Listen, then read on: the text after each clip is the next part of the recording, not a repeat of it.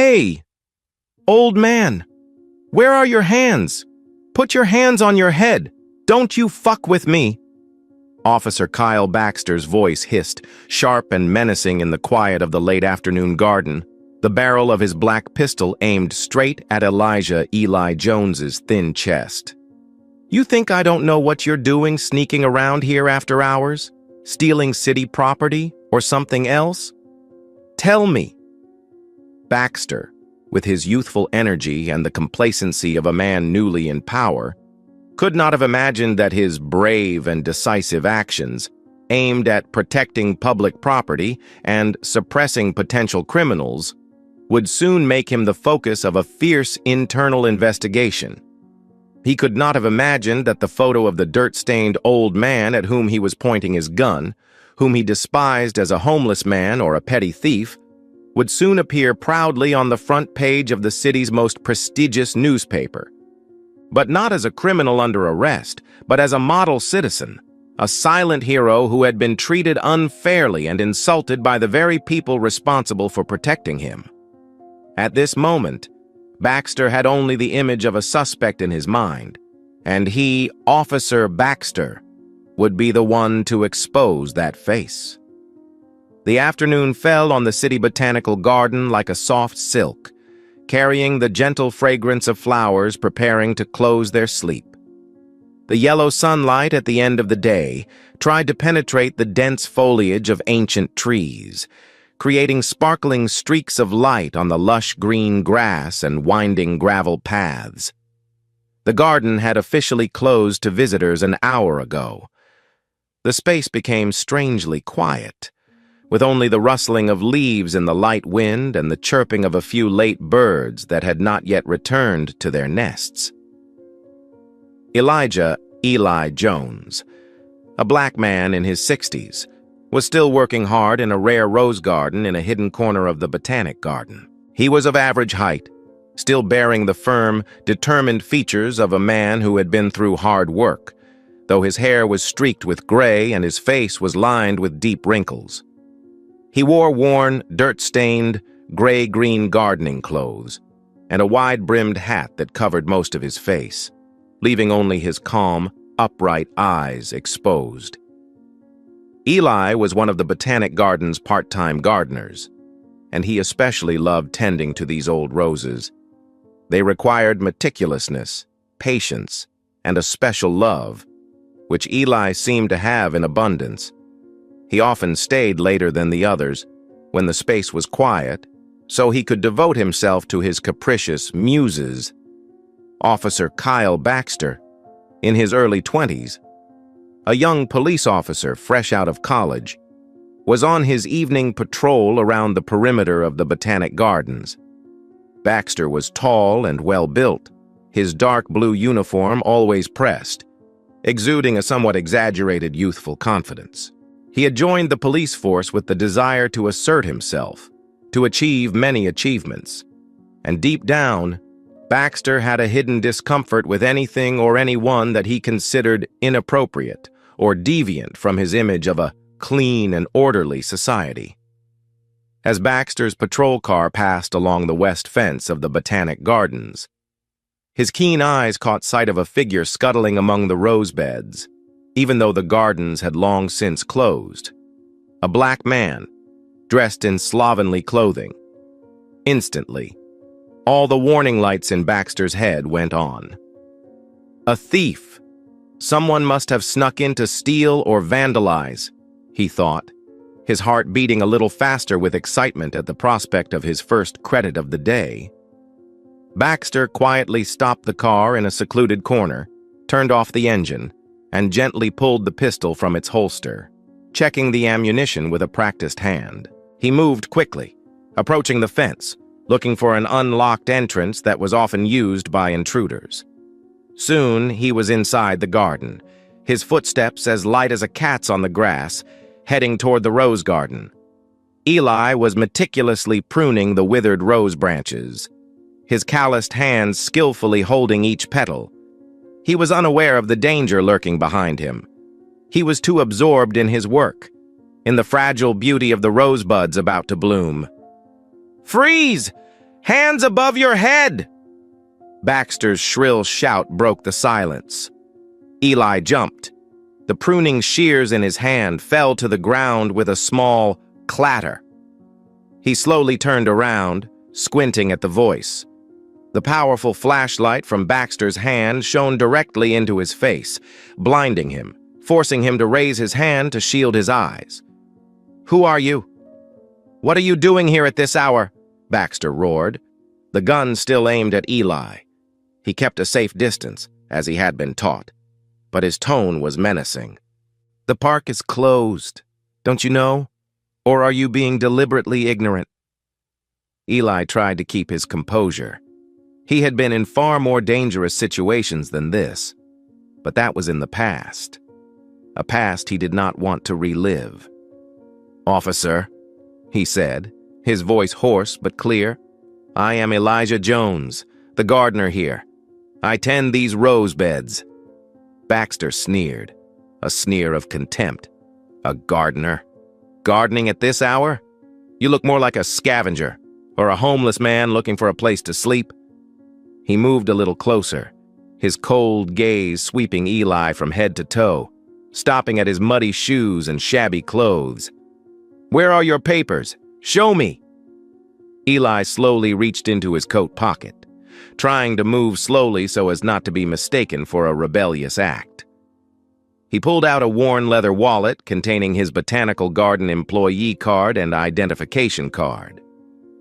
Baxter snatched the wallet away, looked it over, and tossed it back to Eli. "Elijah Jones." He read the name, his voice still suspicious. "This card could be a fake, or you picked it up somewhere. I still don't trust you." "Officer, I've been working here for over 5 years," Eli explained patiently. "Dr. Vance, the director of the Botanical Gardens, can confirm that." "Dr. Vance?" Baxter sneered. "She's probably home resting, not giving a damn about you. Now, put your face up against that tree. Put your hands on the trunk. Hurry!" Eli sighed, a sadness flickering in his calm eyes. He didn't want to argue. He knew the law, knew his rights. But in this situation, with a young, aggressive, prejudiced cop like Baxter, resistance would only make things worse. He turned slowly, pressing his face against the trunk of a nearby ancient oak, his hands pressing against the rough bark. Baxter stepped forward and began a rough search of Eli. He patted his pockets, felt around Eli, and searched for weapons or stolen goods. Eli stood still, enduring the humiliation in silence. Memories of being searched and mistreated decades ago because of the color of his skin flooded back, weighing him down. He had thought times had changed, but perhaps prejudice still lurked somewhere, waiting to be unleashed. Baxter looked a little disappointed when he found nothing illegal on Eli. He backed away, but he wasn't about to let go. "You said you tended roses? Let me see how you tend." He circled the rose beds, kicking a few small pots with the toes of his boots, shining his flashlight at each plant as if searching for hidden treasure. Eli just watched silently, his heart aching as he saw the flowers he loved being treated so carelessly. Meanwhile, Dr. Eleanor Vance, the director of the city botanical garden, was on her way back to her office. She was a middle-aged woman with short, neatly cropped gray hair and a kind, intelligent face. She had just realized that she had left an important document on her desk, which she needed for a meeting the next morning. Thinking that it would only take a few minutes to get it, she decided to drive back to the garden, even though it was quite late. Dr. Vance liked and respected Eli. She knew him as a former soldier, a man of few words but extremely dedicated to his work. His knowledge of plants, especially roses, was astonishing. She often joked that Eli had green hands and could make even rocks bloom. She did not know much about his specific past, only that he had gone through many hardships and found peace working in nature. As Dr. Ann Vance's car pulled into the employee side gate, which was usually unlocked until the night guard arrived, she was surprised to see a police cruiser parked nearby. A vague sense of unease welled up inside her. She parked and hurried toward the office complex, taking a shortcut through the rose garden. And that's when she saw the horrifying sight. Officer Baxter was pulling out handcuffs, preparing to handcuff Eli, who stood with his head bowed, his face resigned. "Stop, officer! What's going on here?" Dr. Vance shouted, her voice filled with panic and anger. She ran toward them, her high heels clicking on the cobblestones. "Why are you trying to handcuff Mr. Jones?" Officer Baxter turned around at the call. He was a little confused when he saw Dr. Vance, a woman of great elegance and authority, but quickly regained his composure. "Hello, ma'am. I'm Officer Baxter. I caught this subject trespassing after hours. I suspect he has intent to commit theft or vandalism." He pointed at Eli, as if Eli were a dangerous criminal. Dr. Vance was stunned. She looked at Eli, then back at Baxter, unable to believe what she had just heard. "Trespassing? Burglary?" Her voice rose, anger beginning to overwhelm her usual politeness. "Officer, are you mistaken? Mr. Jones is one of our employees, one of the most dedicated and trustworthy gardeners I have ever known. He often stays late to tend to these rare flowers. I myself have given him permission to work overtime when necessary." Baxter was a little taken aback by Dr. Vance's assertion, but his stubborn nature and pride would not allow him to admit his mistake. "Ma'am, you may be right, but according to procedure, when I find a suspicious person in a restricted area during curfew hours, I am obliged to check and detain him for clarification. Moreover, the way he looks—" Baxter hesitated, not daring to speak his mind directly in front of the director. "What about his appearance, officer?" Dr. Vance demanded, his eyes piercing. "What makes you suspicious of a working man's soiled gardening clothes? Or is there some other reason you're reluctant to mention?" Just as the confrontation between Dr. Vance and Officer Baxter was reaching its climax, another gray sedan slowly pulled into the side entrance and stopped nearby. The car door opened, and a young man in his 30s, with a camera slung around his neck, stepped out. It was David Miller, a freelance journalist who was quite well known in the city, specializing in social issues and humanities stories. He was a friend of Dr. Vance's son and had come to interview her today about a rare orchid that was about to be displayed at the botanical garden. In addition, David was also doing a long-running series of reports about the city's unsung heroes, veterans who had made extraordinary contributions but chose to live a simple life, away from the limelight. David Miller walked quickly toward the arguing group, curious to know what was going on. As he got closer, his eyes fell on the older man standing with his head bowed beside the policeman. Even though Eli was wearing a hat and it was already dark, there was something about his appearance, the way he stood erect despite the suffering, that David found strangely familiar. He squinted to take a closer look. Then, like a flash of lightning in his mind, David Miller froze. He remembered. He had seen this face, this figure, in an old photograph, a black and white photograph yellowed by time, tucked into a folder he was researching for a series on Medal of Honor recipients. "Oh my God, no way!" David exclaimed, his voice filled with surprise. He hurriedly opened his briefcase and searched for a document. Dr. Vance and Officer Baxter both turned to look at David, surprised at his appearance and reaction. David Miller pulled out a photocopy of an old newspaper article, the pages discolored, but the image of a young Marine, his face resolute, his Medal of Honor gleaming on his chest, was still very clear. He held the article out with trembling hands. Is that Sergeant Elijah Jones?" David asked, his voice still in shock, his eyes fixed on Eli. "The hero of Hill 732? The one who single-handedly repelled several enemy attacks and saved an entire platoon from being surrounded in that fierce battle? Eli raised his head, his eyes meeting David Miller's. A flash of surprise, then a deep sadness, crossed his face. He said nothing, just nodded reluctantly. He didn't want that past dredged up, especially under these ironic circumstances. David Miller turned to Officer Baxter, his voice now filled with anger and not curiosity. The officer you are about to handcuff, the one you call a suspect, is not a petty thief. He is Sergeant Elijah Jones, a national hero.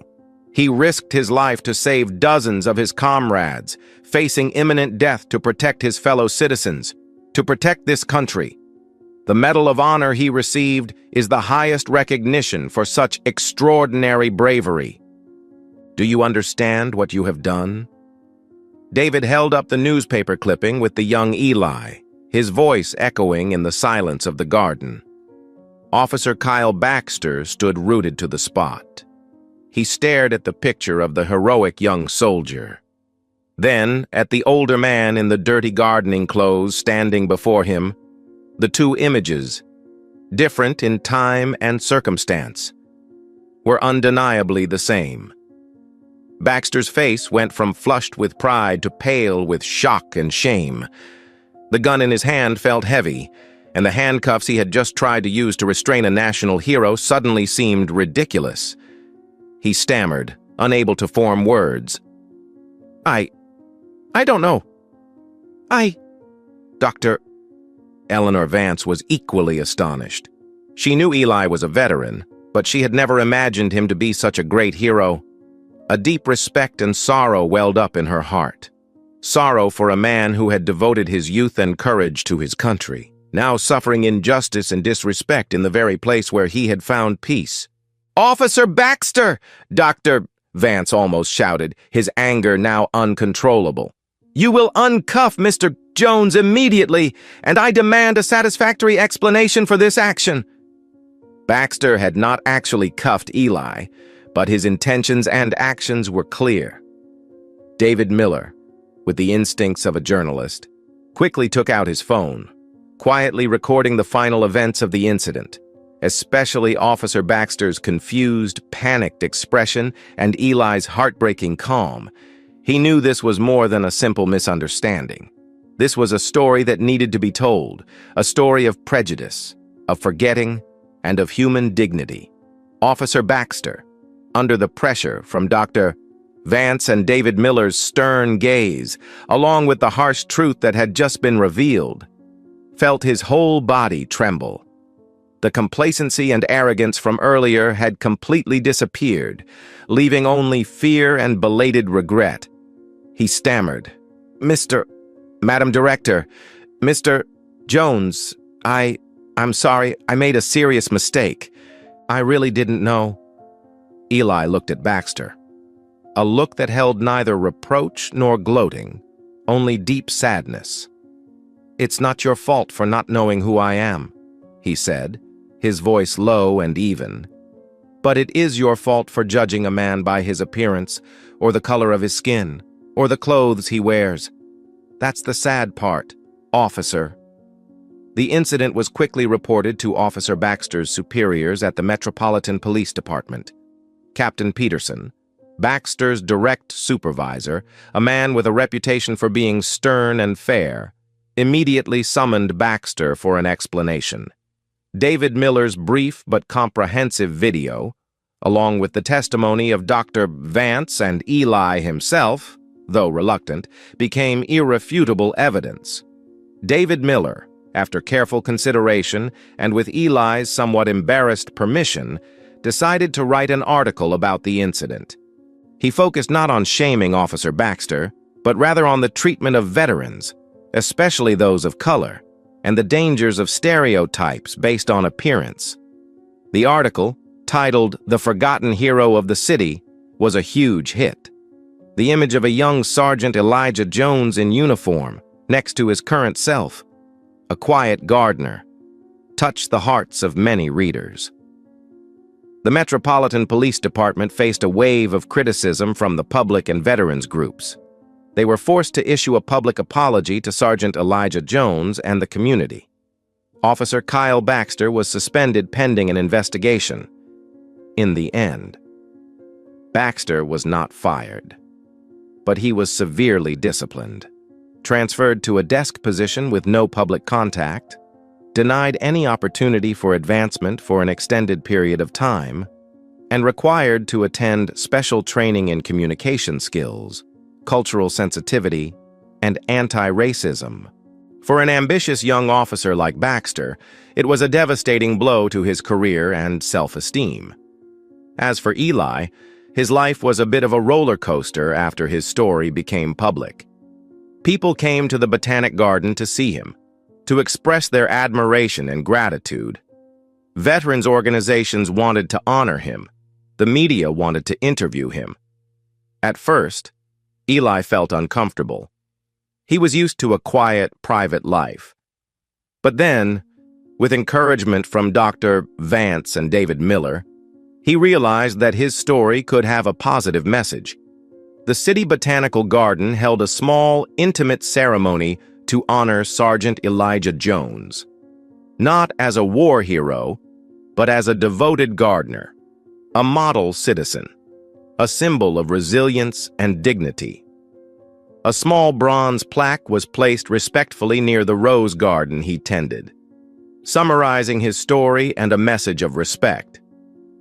Eli continued his gardening. He was still a quiet, reserved man who loved plants. But occasionally he agreed to speak to youth groups, new Army recruits, or other veterans groups. He didn't talk much about battles or bombs.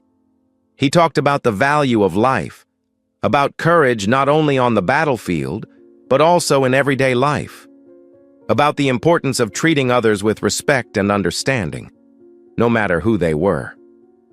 One fine afternoon, a few weeks after the dust had settled, David Miller and Dr. Vance visited Eli in the rose garden. The roses were in full bloom, exuding a sweet fragrance. Eli was gently hoeing the roots of an old red rose, his face serene and peaceful. "Your roses are beautiful this year, Eli," Dr. Vance said with a smile. Eli looked up, smiling back. "Thank you, Doctor. They're resilient, just like humans." David Miller was silent for a moment, then said, "My article has gotten a lot of feedback. Sergeant, people have been really moved by your story. Hopefully it will help change some people's perceptions." Eli put down the small shovel and dusted his hands on his gardening pants. He looked out into the distance, where the sunset was dyeing the sky purple. "The scars of war on the body will eventually fade over time," he said slowly. "But the scars of disrespect, prejudice, and discrimination on the human soul are much harder to heal. Sometimes they smolder forever. I hope that people, especially young people like that officer, will learn to look at a person's heart and actions, not just the color of their skin or the clothes they wear." He turned back to David and Dr. Vance, his gaze warm and tolerant. "Every flower in this garden has its own beauty, its own value, no matter what color or shape it is. So do people. If we just take the time to look and appreciate it, we will see." David Miller's article ended with a thoughtful passage. "We can easily erect monuments to our dead heroes, but we often forget, either intentionally or unintentionally, the heroes who live among us, who have sacrificed their lives for the peace of our country. And what's worse, we sometimes let ugly stereotypes and shallow prejudices tarnish their dignity. The story of Sergeant Elijah Jones is a powerful reminder. Never judge a book by its cover, and never let ignorance lead to injustice." In the quiet garden, the scent of roses still spreads, as a testament to the beauty and resilience of life, and of noble souls, even though they sometimes have to go through harsh trials from their own kind.